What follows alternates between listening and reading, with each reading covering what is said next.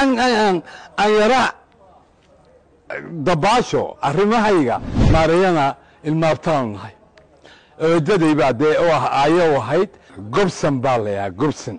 gobsan aad iyo aad baan ku hambalyeynaya hambaliyo iyo qadiyadaada iyo wax walba adeer khayr baan ku rajeynaya adiyo maareeyaba maarayana ilmaabtaan nahay eedaday baa dee ayo ahayd cutiya iyaguna waa caynkaasoo maarayaan caynkaas nahay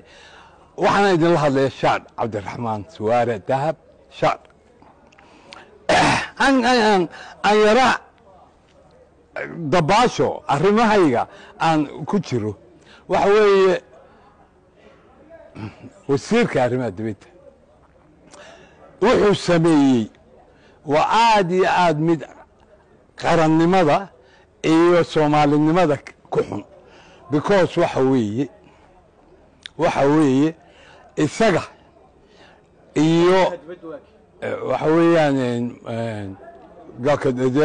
soomaaliya waa ka soomaaliya aan u jeedaa ayaan reeday soo maad fahmin ninkaasaan u jeedaa cid kale aan u jeedaa ma jirto waa soomaaliya uma jeedo soomaaliya cidda ninkaasun baan u jeedaa ninkaasi waxa weeye waa shabaab ninka labaadna waxa weeye cumar macalin oo isna kenya jooga ninka saddexaadna waa kii aanu erinay ee golaha yagan ku jiray ee baarlamanka yaga madaxda ka ahaa dowdar labadaasba waxa weeyaan dagaalkii maanta waxay u soo wadaan muqdisho kii annaka ay nagu qaadeen ee somalilan ay ku qaadeen muqdishoay soo wadaan marka waxaan leeyahay dadkiina reer muqdisho dowladnimadiina yaan idinka baabi'in raggaasi waa soo socdaan maantana waata ay lagu qabtay ninkaa dee wax sheeganaya annaku anaan garanay somalilan weeyaan sool intay taaka ku xijiraan dayn mayno waana buufinaynaa taaka intay dalka iyaga ku jirto waa buufinaynaa waana taabana ilaa iyo yuucadiina waa gaarayna haddii alla yidhaahdo geesma dhinto laakiin waxaan idiin sheegayaa xasan sheikhow madaxweyne aad iyo aad baad umahadsan tahay laakiin waxa weeye shabaabku yaan ku iman annakuna coomiye dagaalkii ay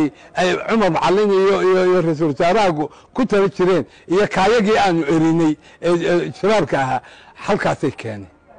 imika yay shabaabku aan ku keen dagaalkii annaka buuhoodle waa iska celinaynaa buuhoodle laascanood waa somalilan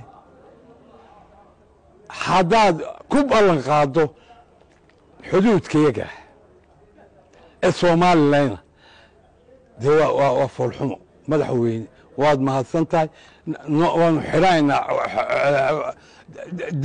dembina ka geli mayno dalka iyo dalkayaga waanu xoraysanaynaa waana buufinaynaa